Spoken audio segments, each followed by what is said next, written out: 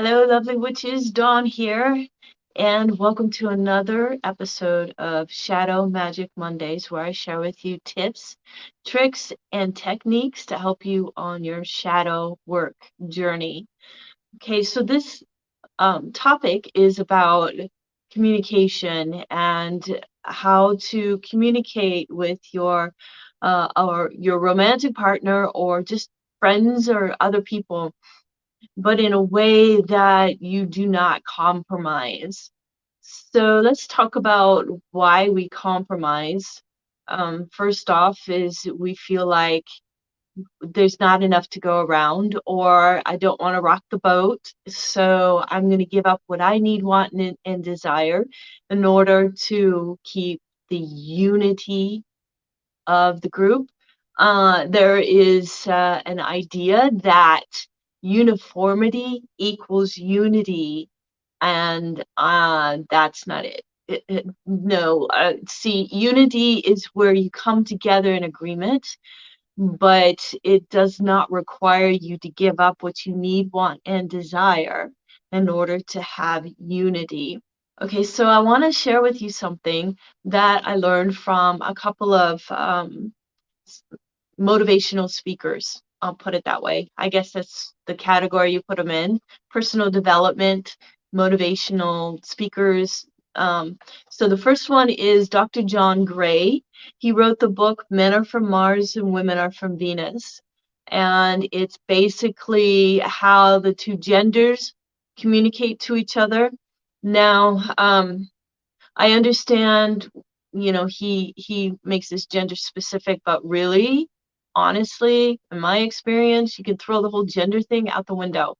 This works for both genders. Okay, so I really don't believe this is gender specific, because I've seen myself do what he claims men do, and I think we all do this. And it's basically when you hear somebody say, the world is falling apart, my world is falling apart, this is happening, so and so said this, and I'm upset now. We want to say, well, do this. We want to say, well, here's the solution. And because the other person's hurting, they're feeling uncomfortable, they're feeling hurt feelings and anger and stuff like that. We want to solve that. This is our friend or our romantic partner or a family member, and we want to solve what's hurting them. And what ends up happening, though, is that you're basically communicating to them that their feelings don't matter. Their feelings are not valid. There's no validation, or no reason, or no value in having this emotional upset. So suck it up. Here's a solution. Go take care of it and quit whining. And so what I want to tell you is that if you hear somebody who is upset, the biggest, most important, powerful thing you can do is to say something very simple like, wow, it sounds like you're really having a hard time. It sounds like this is really something that's very difficult for you. And then, well, let me back up. If they say their world is falling apart, this is happening, that is happening, what do I do? What do you think I should do? And I would highly, strongly advise you not to jump into the solution right away, which I do all the time. I violate that all the time. And I really don't want to do that, because it's so powerful and so important to say, wow, it sounds like you're really having a hard time. It sounds like this is really bothering you.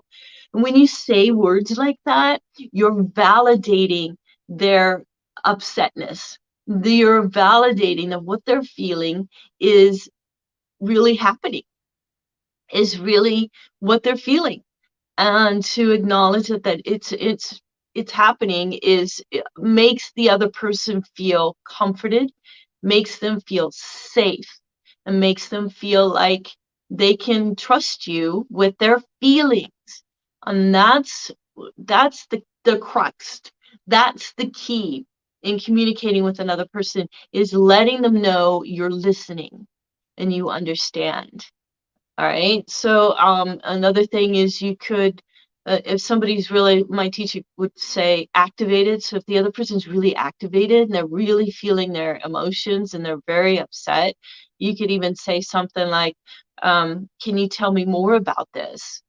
Just saying that and letting them spill out a little bit more, what I call emotional vomiting, that helps them feel even more relaxed and more comforted and more safe. Okay, do this before you get into the solution, and it is powerful, because what happens is a person will share, their emotional upset, they're activated, and if you go directly to the solution, they're going to have resistance. No, I can't do that. No, that's not going to work. Okay, so they're constantly going to throw resistance at you. But if you make them feel comfortable and validate their feelings, they're gonna go, maybe that might work. Maybe I could try that. They're gonna be more open to your suggestions. Okay, so a little caveat to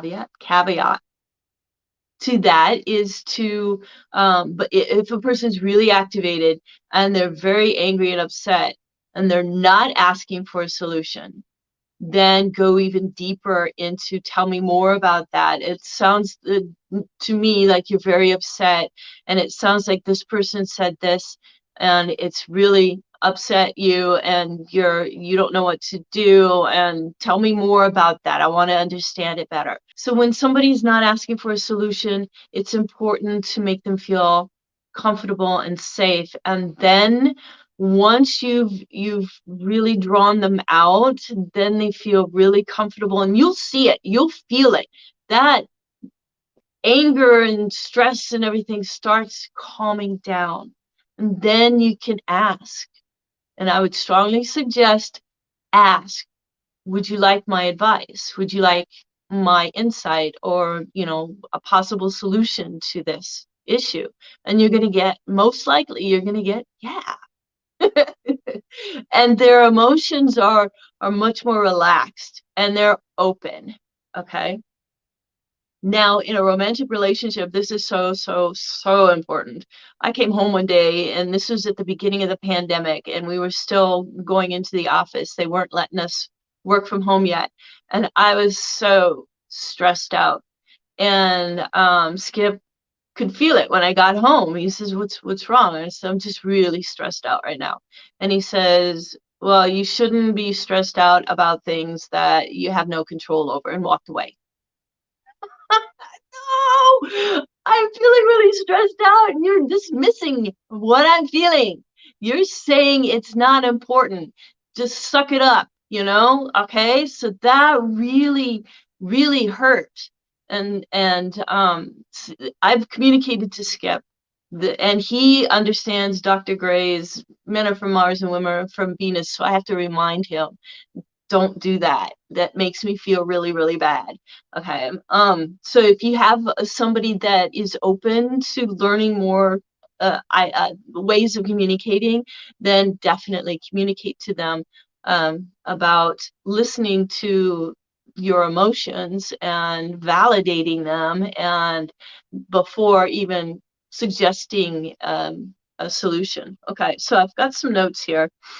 This second part is about the compromise that I want to get into, about not compromising. And this comes from Stephen Covey. Stephen Covey, I'll put it down in the discussion so you can look him up. He's a motivational speaker. He's passed on now, but he has 7 habits of highly effective people, and I have the book in the bookcase in the bedroom. And this is habit number 6, where he talks about synergy, and seek first to understand and then be understood. This is so powerful. This is what I was talking about asking, tell me more about that. So that, and it works, even if you understand already, you got a pretty good idea what's going on. By saying that, tell me more about it, you're telling the other person you're listening, And this is another way of getting their resistance to come down. And this works if they're attacking you. If they're saying you did this and you made me angry and you hurt me and blah, blah, blah. Say, well, tell me more about that, because I need to understand what you're going through and what I did. And maybe you can help me understand how I can do better next time, so I don't hurt you next time. Okay, seek first to understand and then be understood. Value differences. In a relationship, you're going to have differences. So value those differences and be open to hear new ideas. And this is, I tell you what, Congress needs to hear this. Okay, competition and compromising. Let's see, competition is something I try really hard not to get into. I'm a spiritual life coach. There are other spiritual life coaches out there. And if somebody is looking at my credentials and possibly working with me, and then they see somebody else and they're looking at them, and I don't feel like I need to jump out there and grab them. Wait, don't look at them, look at me, so you can come work with me so I can get your money, right? What I see is that there are millions of people out there, and there are people that are right for me, that need to come to me to, well, I don't want to say need, but when they come to me, they can get what they need because they click with me. Not everybody is going to click with me. That's why there are other life coaches. All right. So I don't want to get into compromise, not compromise. I don't want to get into competition, because competition is just, it's not worth it. It's not necessary. Let's see, when one side benefits, this is a quote from Stephen Covey, when one side benefits more than the other, that's a win-lose situation. To the winner, it might look like success for a while, but in the long run, it breeds resentment and distrust. So you want to shoot for a win-win situation. So here's the situation. A friend of mine has 2 daughters, and when they were young, they would be in competition sometimes with each other. So when there was like a piece of cake, the last piece of cake, and they were going to split it, one person cut the cake and the other person chose which piece they want. So it's not like I cut a larger piece for myself. So that way they cooperated so that they both got a decent sized piece of cake. Okay, so I thought that was really cool, and they both won. So if we keep in mind win-win situation, compromise is not necessary. Now let's look at compromise. If you compromise, it's like 1 + 1 = 1.5. Somebody's going to lose.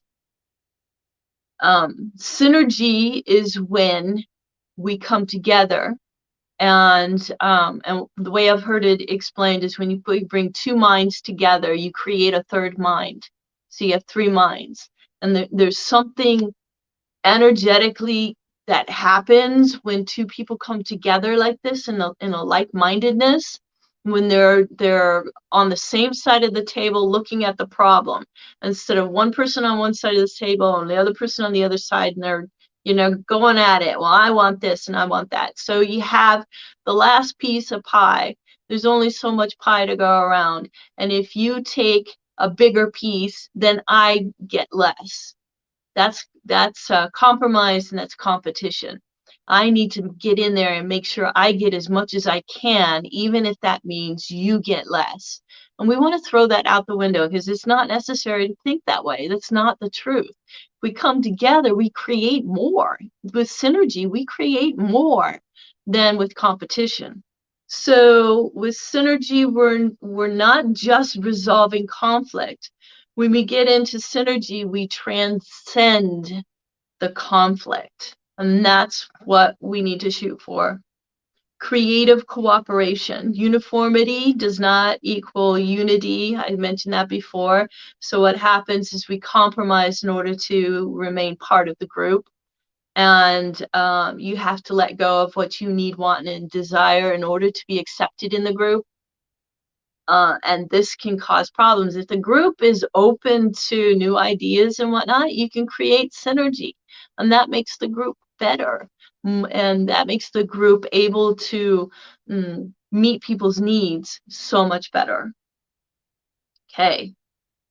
So there's a story, this little girl who was in class and she was being disruptive. So the teacher told her to go stand in the corner. And she did not want to do that. She says, no, I'm not going to do that. And so she said, you need to go stand in the corner. Okay, fine. I'll stand in the corner, but I'm sitting down inside. So inside of her, she was still sitting down, still in rebellion, but she compromised in order to satisfy what the teacher wanted, so she wouldn't get in trouble. All right. So, so that was 7 habits. That was habit number 6. Synergize is the name of the habit. And I would encourage you to start incorporating these different ways, new ways of communicating with other people so that you can create synergies so that in your relationship with them, you are able to create a win-win situation. So that you can show the other person that you're on their side. You're on the same side. If you have a problem, you put the problem on the table, you're on the same side looking at the problem instead of being at each other, trying to get what you can from the other, making sure you get as much as you can, even if the other person is losing. And it's not a good way to go. It's so much better if you show the other person that you understand and that you care and that you find their ideas and their needs and their wants important. All right, so thank you so much for watching. Please leave me comments and let me know what you think about this. If you have any experience with this, I know when Skip does this, where he takes a moment to say, you know, it sounds like you're really struggling. I'm here to help you if you want any help. That just makes me feel so loved and comforted and safe with him. Otherwise it makes me feel like my emotions don't count. They're not important. Suck it up. Just suck it up. You know, quit bothering me with your whining. That's the message I get from somebody who does not take a moment to recognize what I'm feeling. Okay, so leave me comments. Let me know. And do something today that brings you joy, makes you feel good. I love you all. And until next time, blessed be.